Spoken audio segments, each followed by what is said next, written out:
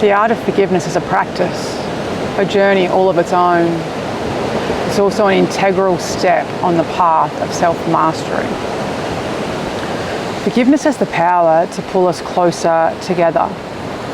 When we offer our genuine forgiveness to someone, it helps us return to a more harmonious state within ourselves and with the other person too. When we refuse to forgive someone, we push them away. Sometimes physically, sometimes energetically, often both. What is your relationship with forgiveness like? Do you easily forgive? Are you the type that wants to sort it out as quickly as possible to clear the air? Or do you struggle with forgiveness? Are you the one that just doesn't want to back down? One who's a lot more comfortable in their righteousness and indignation and just wants to punish the other person and wants to see them suffer for as long as possible? Which one are you? As with any human emotion, I've circled the spectrum of ways to feel it many times. And wait, is forgiveness an emotion? Google tells me that psychologists define forgiveness as this: a conscious, deliberate decision to release feelings of resentment or vengeance toward a person or group who has harmed you, regardless of whether they actually deserve your forgiveness. A deliberate decision, they say. I'm not a psychologist, and I don't have to agree with that definition. I found an article written by Natalie Garcia called "Is Forgiveness a Choice or Feeling?" It was published on the 23rd of December 2023 on a website called ennotalone.com. In it, she says, at its core, forgiveness is a multifaceted process intertwined with our emotional and psychological well-being. It involves letting go of negative feelings towards someone who has wronged us. But the journey to reach this state of emotional release is complex and unique to each individual. The act of forgiving can be seen as a moral and rational decision, but it is often influenced by our deep-seated emotions and past experiences. That feels more accurate to me. Forgiveness is a multifaceted process intertwined with our emotional and psychological well-being. For me, I can decide to forgive someone, but this is vastly different to when I feel that I'm ready to forgive someone.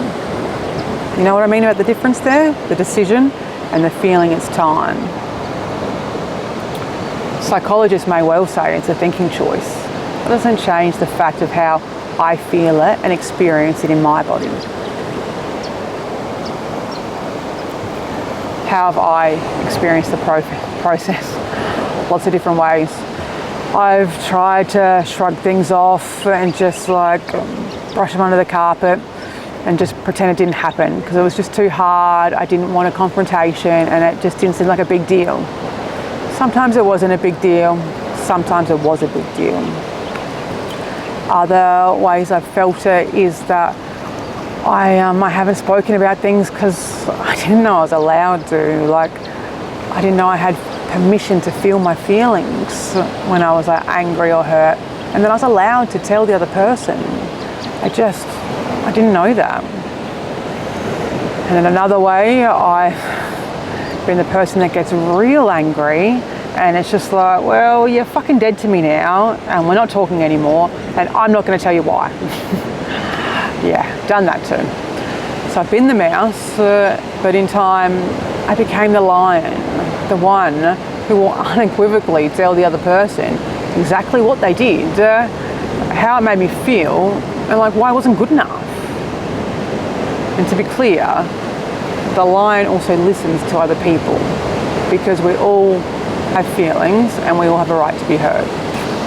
Let's try to have in mind a conflict that we've been through or are going through. Could be a current or former romantic partner. They're generally a source of regular conflict.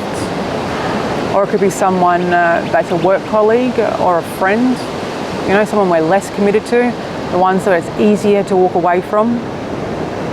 Maybe a family member as well. sometimes we have to walk away from them as well.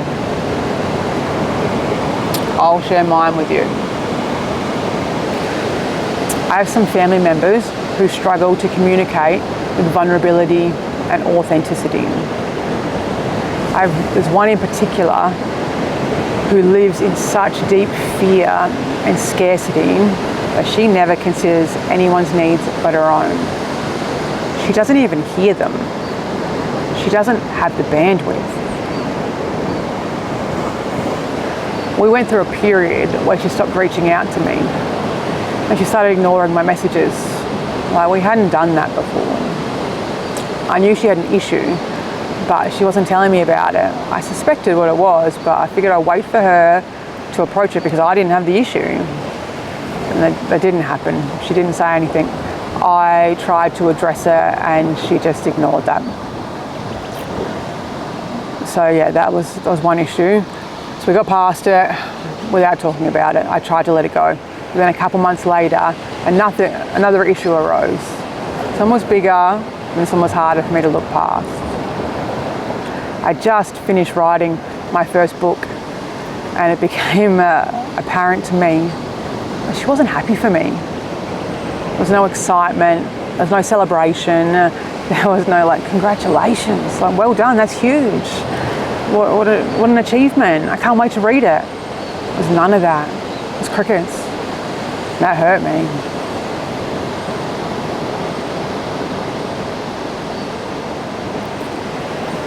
She's the type of person who's like not happy for the fat kid who loses weight. She just looks at the kid and sees her own weight.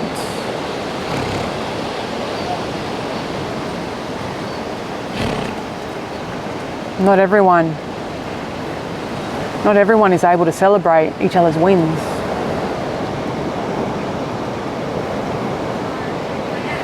She's in deep suffering and she wants everyone else right there with her. And I don't think she even knows this about herself. I'm someone who supports others' wins. I uplift and I empower. I have no interest in bringing people down or withholding my love. Life's hard enough. I'm not going to make it harder for others. If you don't want to be this type of person, that is your choice and that is perfectly okay. But it will mean that you're not a vibrational match for me and you'll find yourself vibrating right on out of my life. We haven't spoken since, except one brief text message exchange.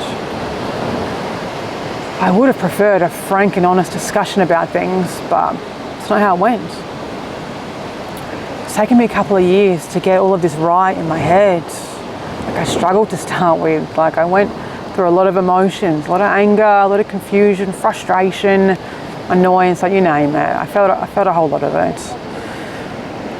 But I didn't talk to her about it. I knew this was a conflict that I had to work through on my own. Like, I couldn't, there's nothing to be achieved by trying to involve her in this, so I did it without her. All of this family member and I have barely physically connected in the last couple of years. We've been deeply energetically entwined. What do I mean by this? I mean that it's been very alive in my being because I've had unresolved feelings towards her. And like, even though it started being between us, all of that energy is only mine to deal with. It's got nothing to do with her. If it's in here, it's all mine and it's my responsibility. So going through the process of working through it, I looked upon her with compassionate eyes. I know she had a rough childhood. I know that she didn't feel safe or nurtured or loved. I know that she still feels those things. They're not true. She's very loved. I love her. Other people love her too. But she doesn't feel that. And then because it's what she's feeling on the inside is a lack of these things, she goes then and treats other people like it and projects that out into the world. That's how she feels. I know it's not her fault. It's from her unhealed trauma. Like, I understand it. That doesn't mean I have to suffer through it with her. Not anymore. I've been there with her many times over the years, and I don't have to do it anymore. Not if I don't want to.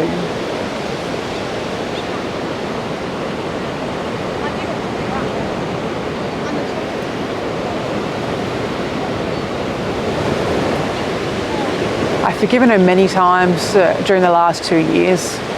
Initially, it was more lip service than anything, like wanting to forgive her and trying to forgive her.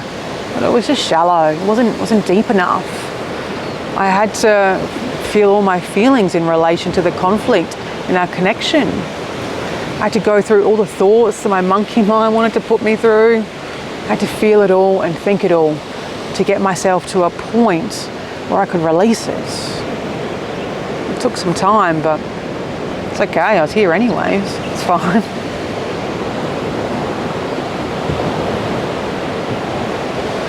There are depths to forgiveness, and only upon reaching the deeper depths can we really understand how shallow our first attempts are.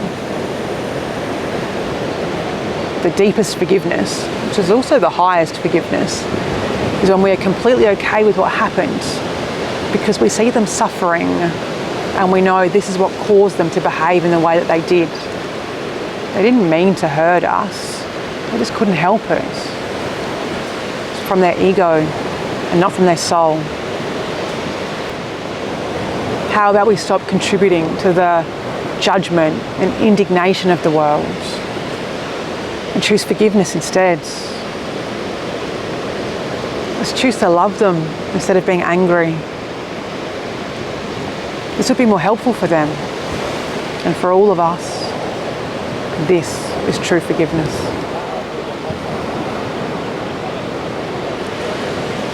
Forgiving her has set me free. It's no longer, the conflict is no longer living in my being, and I feel 1,000 times better for her. My love will continue to go with her and with all those who have fallen by the wayside. The love doesn't stop. However, if we don't align in enough core values, then we will not be able to walk together on this path anymore. It's not personal. This is an energy game. This is how energy works. As you've just heard, I have learned many lessons from these particular conflicts. In summary, these include: not everyone is going to communicate the same way that we do. And they're not going to want to resolve the conflict the same way that we do, or when we want to. Sometimes we have to work through the conflict on our own. A long history with someone doesn't guarantee continued alignment. We don't have to force ourselves to be around people whose company we don't enjoy. I think people struggle with this next one a little bit. We're allowed to walk away from people who are in deep suffering. We're allowed to. We don't have to be the one to save them, and we can't be. They need to be the ones that save themselves. And we can trust that the universe will send them the people that they need. It is okay to walk away from people that we love. I'm going to say that again. It is okay to walk away from people that we love. They won't be okay without us, and we will be okay without them. Forgiveness has many layers. The deeper we go, the more it gives us. When we truly forgive someone from a place of love and compassion, it severs the energetic connection. It sets us free. Forgiveness is not only an act of love and humility, it is an act of mastery.